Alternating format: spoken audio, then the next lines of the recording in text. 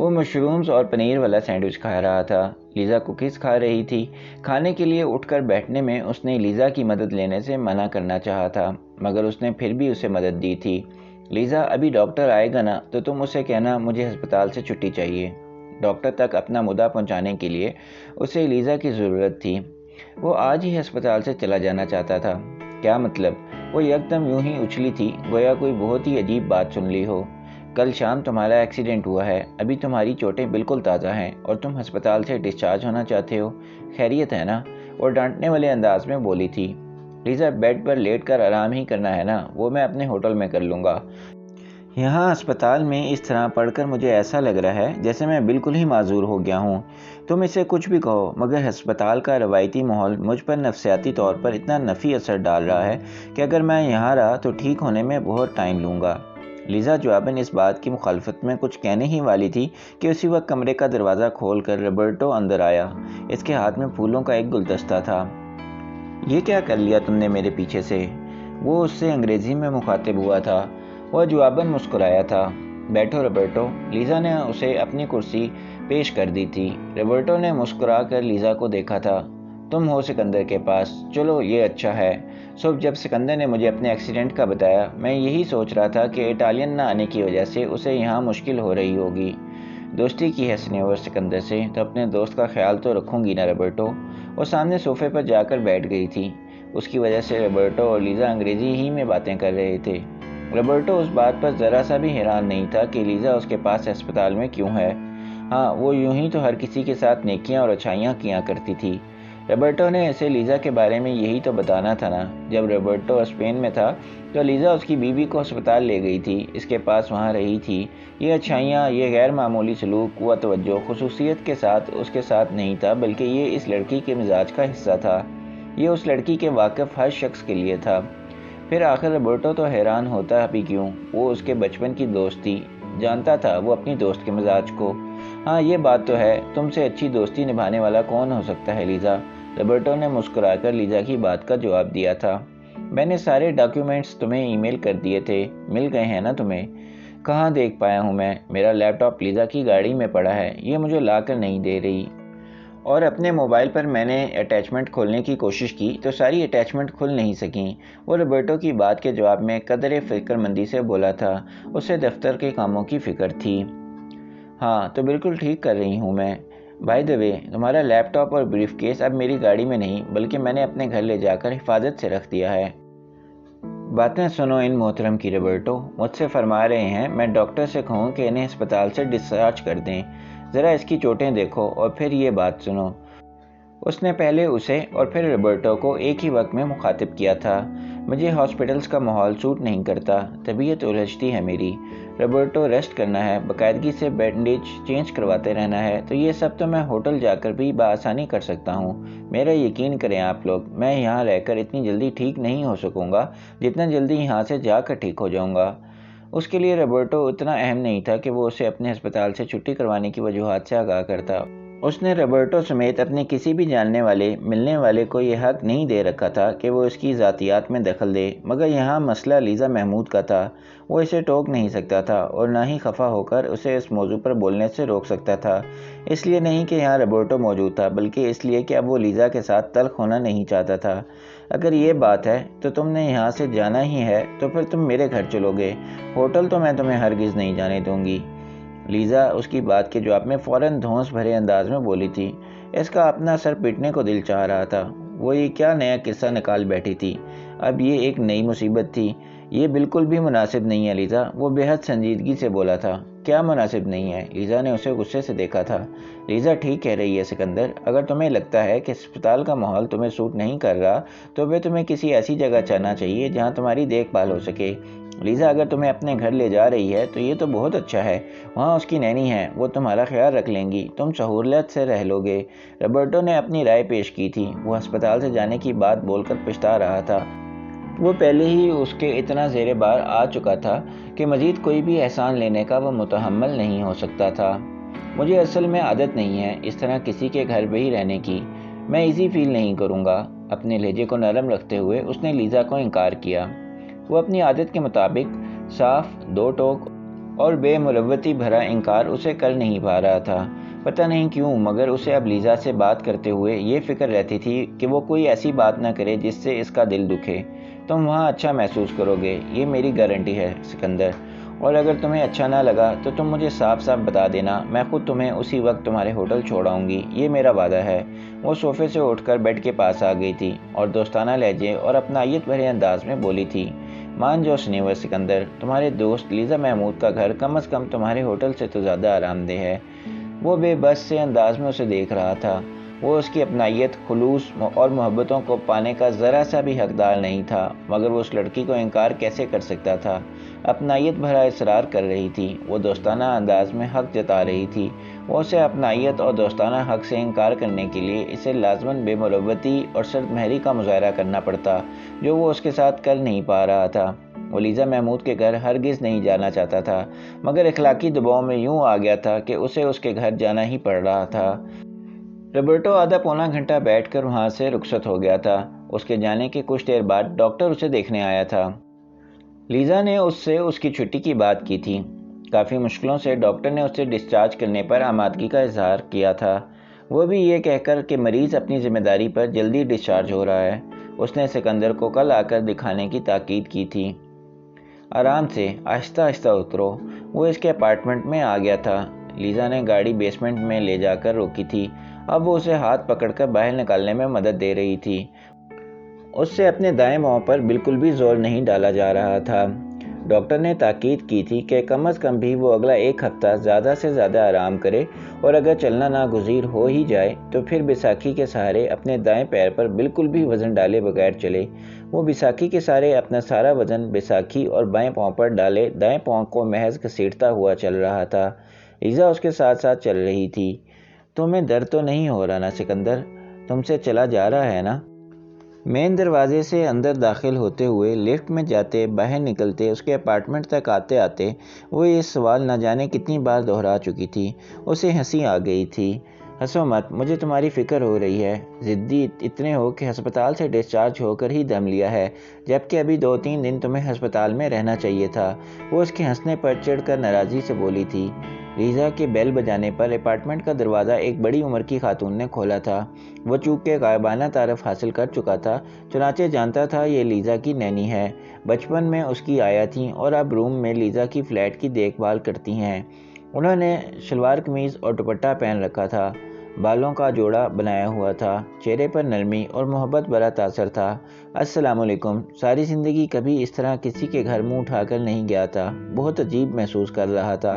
وعلیکم السلام بیٹا، آؤ اندر آؤ۔ انہوں نے پرشفقت انداز میں اس کے سلام کا جواب دیا تھا۔ ان کی اردو میں گفتگو سنتے ہی اسے لیزا کی گالیاں یاد آئیں۔ اپنی نینی ہی سے فرمائش کر کے اس نے اردو میں گالیاں سیکھی تھی نا۔ اسے لیزا کی وہ خطرناک اردو یاد کر کے دل ہی دل میں بہت ہنسی آئی تھی۔ نینی، آپ نے اور میں نے مل کر سکندر کی بہت کیئر کرنی ہے، تیار رہیے۔ ڈاکٹر ابھی اسے ڈسچارج نہیں کر رہا تھا، یہ ضد کر کے ہسپتال سے چھٹی لے کر آیا ہے۔ وہ لیزا اور اس کی نینی کے ساتھ چلتا ایک کمرے میں آ گیا تھا۔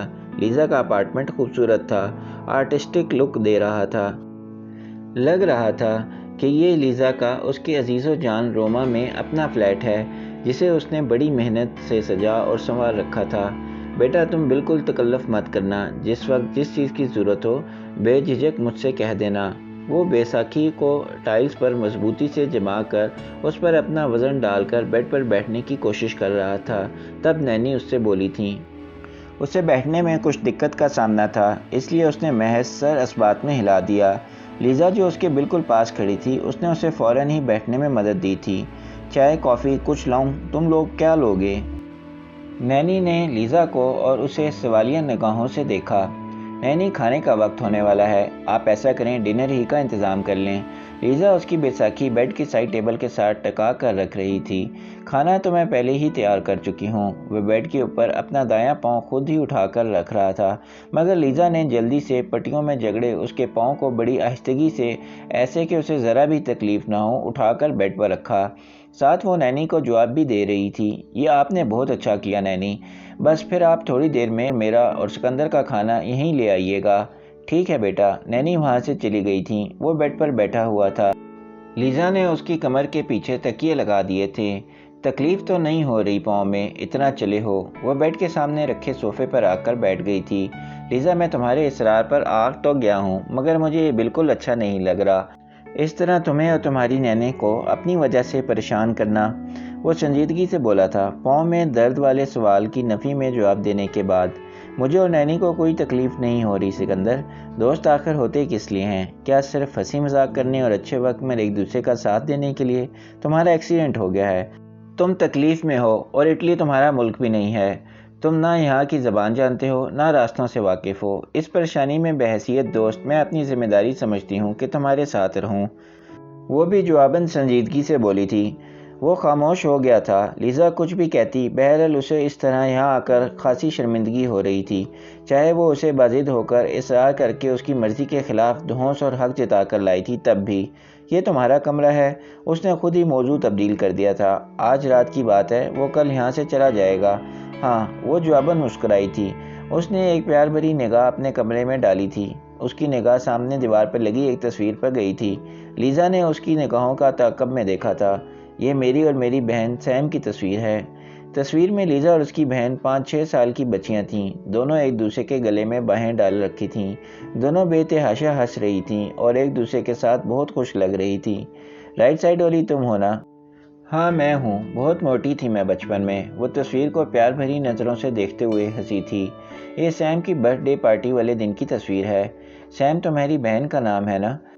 اسے ایسا لگا تھا جیسے لیزا کو اپنی بہن کی باتیں کرنا اچھا لگ رہا ہے، اس لیے اس نے اخلاقاً اس حوالے سے گفتگو بڑھائی۔ ہاں، اس کا پورا نام سامنتا تھا، ہم لوگ پیار سے اسے سیم بلاتے ہیں۔ لیزا کے چہرے پر اس کی بہن کی محبت کے رنگ بکھرے تھے۔ تمہاری بہن بھی اٹلی میں رہتی ہے؟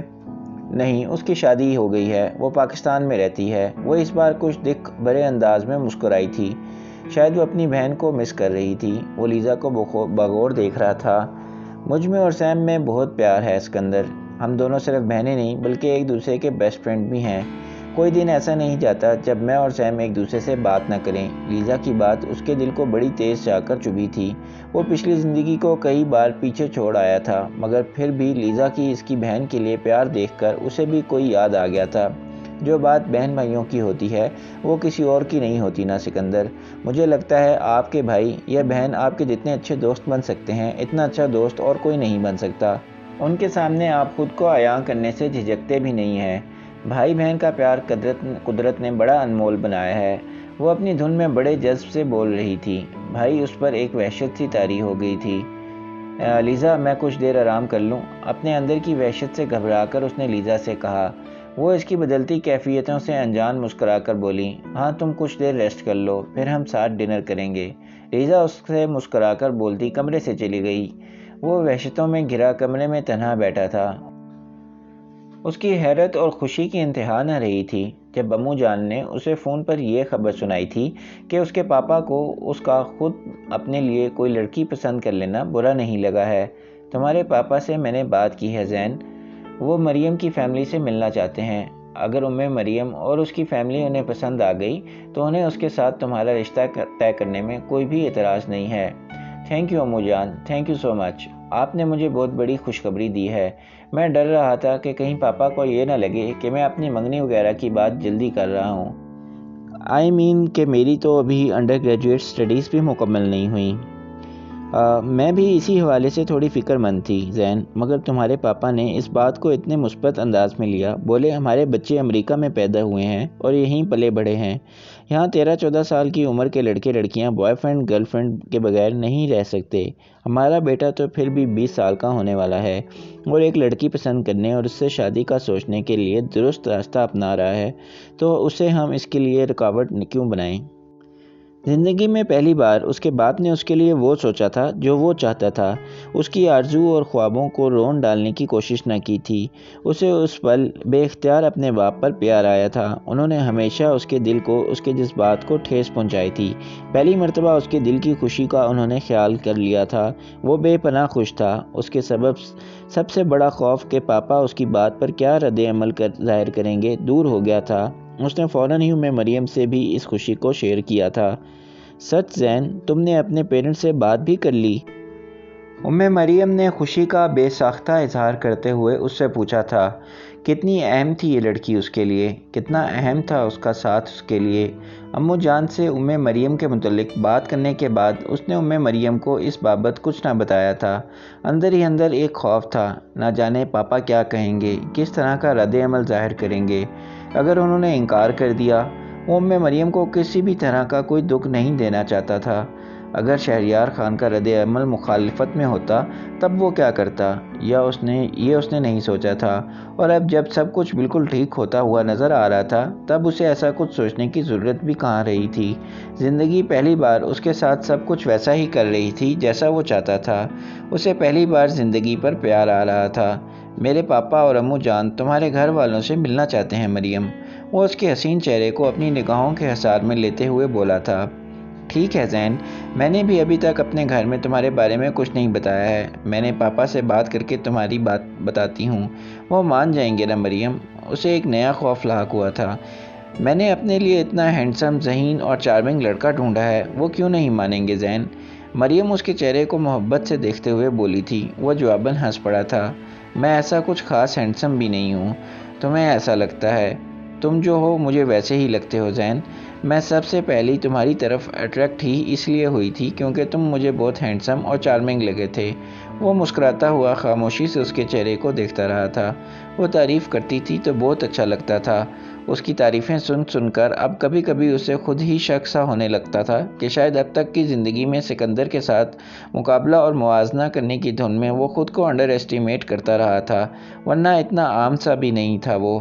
مریم کے پاپا اپنے آفیشیل کام سے امریکہ آنے والے تھے۔ کام چاہے انہیں نیو یارک میں تھا، مگر ظاہر ہے انہوں نے اپنی بیٹی سے ملنے تو لاس اینجلس آنا ہی تھا۔ کچھ دنوں بعد مریم نے اسے یہ اطلاع دی تھی، وہ فون پر اپنے پاپا کو اس کے متعلق پہلے ہی بتا چکی ہے۔ اس نے اسے یہ بتایا تھا کہ اس کے پاپا ایک روشن خیال آدمی ہے، وہ بیٹی کی شادی اس کی پسند کی جگہ پر ہی کرنا چاہیں گے۔ ابھی اس کے پاپا کے آنے میں کافی دن باقی تھے اور وہ ابھی سے ہی پرجوش سا تھا۔ کچھ خوف، کچھ اندیشے بھی تھے دل میں، اور بہت سی امیدیں، آرزوئیں اور خواب بھی دل میں آ بسے تھے۔ وہ دن گن کر انتظار کر کے گزار رہا تھا۔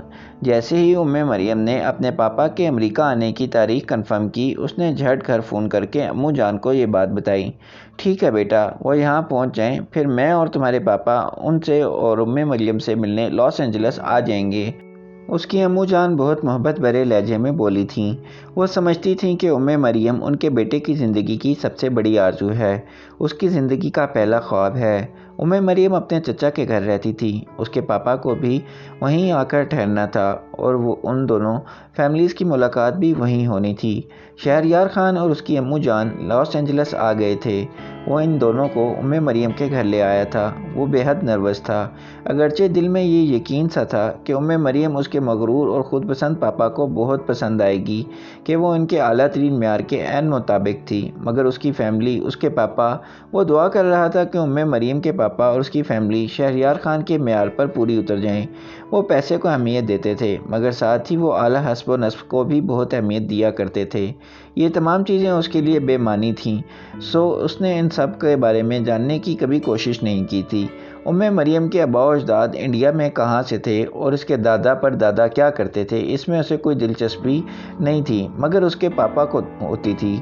اور زندگی اس وقت واقعی مہربان ہو چلی تھی۔ مریم کے پاپا، اس کے اعلیٰ حسب و نسب، سب کچھ شہریار خان کے اعلیٰ معیار کے مطابق تھا۔ وہ بڑوں کے بیچ میں خاموش بیٹھا تھا۔ وہ دیکھ رہا تھا کہ باتوں باتوں میں شہریار خان نے مریم کے والد کا پورا شجرہ نسب معلوم کر ڈالا تھا اور وہ اب بڑے مطمئن اور خوش نظر آ رہے تھے۔ ان کے بیٹے نے اپنے ہم پلہ خاندان کی لڑکی کو چنا ہے۔ اس نے باپ کی نگاہوں میں پسندیدگی بھانپ لی تھی۔ اس کی امو جان مسکرا زیادہ رہی تھیں، بول کم رہی تھیں۔ جہاں شہریار خان بول رہے ہوتے وہ وہاں خاموش ہی رہا کرتی تھیں۔ انہوں نے آنکھوں میں شہریار خان سے اجازت لی تھی، پھر اس کے بعد مریم سے ملنے کی خواہش کا اظہار کیا تھا۔ تھوڑی ہی دیر بعد مریم ڈرائنگ روم میں آئی تھی۔ اس کے والدین سے ملنے کے لیے اس نے شلوار قمیض اور دوپٹے پر مشتمل خوبصورت لباس زیب تن کیا تھا۔ وہ بے حد حسین لگ رہی تھی۔ اس پر نگاہیں ہٹانے کو جی نہیں چاہ رہا تھا۔ اس نے اپنی امو جان اور شہریار خان کے چہروں پر پسندیدگی محسوس کی۔ یہاں آ جاؤ بیٹا، امو جان نے پرشفقت انداز میں اسے اپنے پاس بیٹھنے کو کہا تھا۔ وہ اس کی امو جان کے برابر میں اور اس کے پاپا کے عین مقابل بیٹھی تھی۔ کیا پڑھ رہی ہیں بیٹا آپ؟ شہریار خان نے قدرے سنجیدگی سے اسے مخاطب کیا تھا۔ مریم کے بولنے کا وہی انداز تھا جس سے وہ دلوں کو محصور کر لیا کرتی تھی۔ اس کے بیٹھنے کے انداز میں، اس کے گفتگو کے انداز میں شہزادیوں جیسی آن بان اور نزاکت تھی۔ وہ مقابل کو اپنی شخصیت کی سحر میں لمحوں میں گرفتار کر لینے والی اہلیت کی مالک تھی۔ اسے مریم پر فخر کا احساس ہو رہا تھا۔ جیسے جیسے شہریار خان اس سے گفتگو کرتے جا رہے تھے، ویسے ویسے ان کے چہرے پر مریم کے لیے پسندیدگی بڑھتی جا رہی تھی۔ اس کے شوق، مشاغل، مستقبل کے ارادے، شہریار خان ان سب کے متعلق اس سے گفتگو کر رہے تھے، اور وہ بھرپور اعتماد کے ساتھ لبوں پر دھیمی سی مسکان لیے انہیں حیران کر رہی تھی۔ اتنی سی عمر میں وہ جو کچھ کر بیٹھی تھی اور جو اس نے حاصل کر لیا تھا، اس سے شہریار خان واضح طور پر متاثر نظر آ رہے تھے۔ جیسے وہ مریم کے سحر میں گرفتار ہوا تھا، ویسے ہی وہ اپنے باپ کو بھی اس کے سحر میں مبتلا پا رہا تھا۔ اس کے خوابوں کی، اس کی شہزادی، اس کے باپ کا بھی دل مول لیا تھا۔ شہریار خان کو مریم بطور اپنی ہونے والی بہو کے دل و جان سے پسند آ گئی تھی۔ وہ آج صرف مریم کے والد سے ملاقات کرنے آئے تھے، باقاعدہ رشتہ مانگنے کا کوئی ارادہ آج کے لیے نہیں تھا، مگر مریم انہیں اتنی پسند آ گئی تھیں کہ وہ اسی روز ہی باقاعدہ رشتہ مانگے بغیر نہ رہ سکے تھے۔ ان کے رشتہ مانگنے پر وہ بھی حیران تھا، مریم بھی حیران تھی اور اس کی امو جان بھی۔ وہ دیکھ رہا تھا کہ اس کی امو جان کو بھی مریم بہت اچھی لگی ہے۔ آنن فانن سب کچھ طے ہو گیا تھا۔ کیا کسی کو اس کی محبت اتنی آسانی سے بھی مل سکتی ہے؟ اسے یقین نہیں آ رہا تھا۔ دونوں طرف کی فیملیز نے اس کی اور مریم کے رشتے کو قبول کر لیا تھا۔ شہریار خان کی خواہش تھی کہ ان دونوں کی باقاعدہ منگنی کر دی جائے۔ زندگی سے اس کے سارے گلے شکوے لمحے بھر میں دور ہو گئے تھے۔ مارے خوشی کے اس کے پاؤں زمین پر نہیں ٹک رہے تھے۔ ایک روز کے بعد ویکینڈ تھا اور وہی دن منگنی کے لیے طے کر لیا گیا تھا۔ سادگی سے تقریب منعقد کی جانی تھی مریم کے چچا ہی کے گھر پر۔ اگلے روز اس کی امو جان منگنی کی انگوٹھی خرید لائی تھیں اور ساتھ ہی کسی پاکستانی یا انڈین بوتیک سے مریم کے لیے منگنی کا جوڑا بھی۔ وہ اور شہریار خان اس کے اپارٹمنٹ پر ہی ٹھہرے ہوئے تھے۔ منگنی کے بعد اسی رات ان دونوں کو واشنگٹن روانہ ہونا تھا اور اس کی اگلی صبح مریم کے پاپا کی امریکہ سے واپسی تھی۔ اس نے سکندر کو اپنی منگنی کی اطلاع دینی ضروری نہ سمجھی تھی، مگر شہریار خان اور اس کی امو جان نے اسے فون کر دیا تھا۔ ان دونوں نے اس سے منگنی پر آنے کے لیے کہا تھا۔ وہ وہیں بیٹھا خوشی خوشی امو جان کا مریم کے لیے لایا منگنی کا جوڑا اور انگوٹھی دیکھ رہا تھا۔ شہریار خان کو سکندر کو فون ملاتا دیکھ کر اس کے منہ کا مزہ خراب ہو گیا تھا۔ اسے اپنی زندگی کی اس سب سے بڑی خوشی کے موقع پر سکندر کی بالکل بھی ضرورت نہیں تھی، بلکہ وہ اپنی خوشی میں اس کی موجودگی اور اس کی شمولیت ہی نہیں چاہتا تھا۔ اوہ، تمہارا پیپر ہے؟ ہاں، میں بالکل بھول گیا تھا، کل تو تمہارا پیپر ہوگا، اس نے شہریار خان کو فون پر بولتے سنا۔ سکندر کے ایگزامز چل رہے تھے، اس کا آنا مشکل تھا۔ اس نے اطمینان محسوس کیا تھا۔ ڈیٹ آگے بڑھا لیں، مشکل لگ رہا ہے نا سکندر؟ اچھا، میں پوچھتا ہوں۔ شہریار خان نے فون پر گفتگو ختم کی تو امو جان نے ان سے پوچھا تھا، کیا کہہ رہا ہے سکندر؟ کہہ رہا ہے منگنی 2-3 دن آگے بڑھا لیں، کل اس کا پیپر ہے اور پرسوں بھی کوئی پریزنٹیشن وغیرہ ہے۔ سکندر کے بغیر تو بالکل مزہ نہیں آئے گا، امو جان نے سنجیدگی سے بولی تھیں۔ وہ جلدی سے سر نفی میں ہلا کر بولا تھا، لیکن مریم کے پاپا کی پرسوں صبح کی فلائٹ ہے۔ مریم مجھے بتا رہی تھی کہ اس کی دادی کافی بیمار ہیں اور اس کے پاپا کو فوراً ان کے پاس جانا ہے۔ مریم نے اسے ایسا کچھ نہیں کہا تھا۔ اس کی دادی بے شک بیمار تھیں، مگر ایسا کچھ نہیں ہو گیا تھا کہ پرسوں صبح اگر اس کے پاپا روانہ نہ ہوتے تو کوئی قیامت آ جاتی۔ اگر وہ مریم سے کہتا تو اس کے پاپا کے لیے ایسا کوئی مسئلہ نہ تھا، وہ 3-4 دن بعد کی اپنی سیٹ بک کروا لیتے، مگر جب وہ ایسا چاہتا ہی نہیں تھا تو کہتا کیوں؟ امو جان چاہتی تھیں کہ ان کے گھر کی پہلی خوشی میں ان کے سارے گھر والے موجود ہوں، اور 2 ہی تو بھائی ہیں، ایک بھائی کی خوشی ہو اور دوسرا بھائی موجود نہ ہو، ایسا کس طرح ہو سکتا تھا؟ شہریار خان تو ظاہر ہے اپنے ولی عہد کی موجودگی صرف اسی تقریب میں نہیں بلکہ ہر جگہ، ہر محفل میں چاہتے تھے۔ اس کے ماں باپ کو سکندر کی کمی محسوس ہو رہی تھی، مگر اسے اپنے بھائی کی کمی قطعاً محسوس نہیں ہو رہی تھی۔ وہ اس کے نہ آنے پر زیادہ خوش تھا۔ اگر سکندر آ جاتا تو اس کی خوشی بدمزہ سی ہو جاتی۔ سکندر نے اسے کچھ ہی دیر بعد فون کیا تھا۔ وہ خوش بھی ہو رہا تھا اور اسے مبارکباد بھی دے رہا تھا، اور اس سے یہ اصرار بھی کر رہا تھا کہ وہ منگنی کی تقریب 2-3 روز آگے بڑھا لے تاکہ وہ بھی اس میں شریک ہو سکے۔ وہ صاف لفظوں میں تو اسے یہ نہ کہہ سکا تھا کہ اپنی زندگی کی اس سب سے بڑی خوشی میں اسے اس کی موجودگی قطعاً درکار نہیں ہے۔ اس نے غیر جذباتی اور سپاٹ سے لہجے میں مریم کے والد کے امریکہ میں مزید نہ رک سکنے کا ہی جواز پیش کر دیا تھا۔ پھر بھی یار کوشش تو کرو، کیا پتہ وہ اپنی سیٹ آگے کروا لیں۔ آخر کو ان کے ہونے والے داماد کا اکلوتے بھائی کی منگنی میں شرکت کا سوال ہے، کیا پتہ وہ زین شہریار کے بھائی کی اہمیت کو دیکھتے ہوئے اپنی سیٹ کو آگے کروا ہی لیں۔ بہت مشکل ہے سکندر، انہیں فوری واپس جانا ہے، منگنی کا دن آگے نہیں کیا جا سکتا۔ وہ بے مروت اور خشک سے لہجے میں بولا۔ اچھا، اس کے سپاٹ اور دو ٹوک انکار نے سکندر کو مایوس کیا تھا۔ اسے اس کی آہستہ آواز میں بولے اچھا سے اندازہ ہو گیا تھا۔ چلو ٹھیک ہے زین، میں موجود نہیں بھی ہوں تب بھی میری دعائیں اور تمہارے ساتھ ہی ہیں۔ میری ہونے والی بھابھی کو میرا سلام کہنا اور یہ بھی کہنا کہ مجھے ان سے ملنے کا بہت شوق ہے اور بہت جلد میں ان سے ملوں گا بھی۔ سکندر پرجوش سا ہو کر یوں بول رہا تھا جیسے اس کی منگنی پر بہت خوش ہو۔ اسے سکندر کی خوشی مصنوعی اور بناوٹی لگ رہی تھی۔ زندگی میں ہمیشہ ہر چیز اس نے پہلے حاصل کر لی تھی اور زین نے بعد میں۔ یہاں وہ پیچھے رہ گیا تھا۔ وہ اس سے پیچھے رہ جانے پر خوش کیوں ہو سکتا ہے؟ ابھی تک اس کی زندگی میں کوئی لڑکی نہیں آئی تھی اور اس کے بھائی کی منگنی ہونے جا رہی تھی، وہ بھی اتنی حسین اور بے مثال لڑکی کے ساتھ۔ ایسا ہو ہی نہیں سکتا کہ سکندر دل سے اس کے لیے خوش ہوتا۔ اگلی قسط جلد اپلوڈ کی جائے گی۔ آپ میرے چینل کو سبسکرائب کر لیں اور بیل آئیکن کو دبا دیں تاکہ آپ کو میری آنے والی ویڈیو کے نوٹیفیکیشن ملتے رہیں۔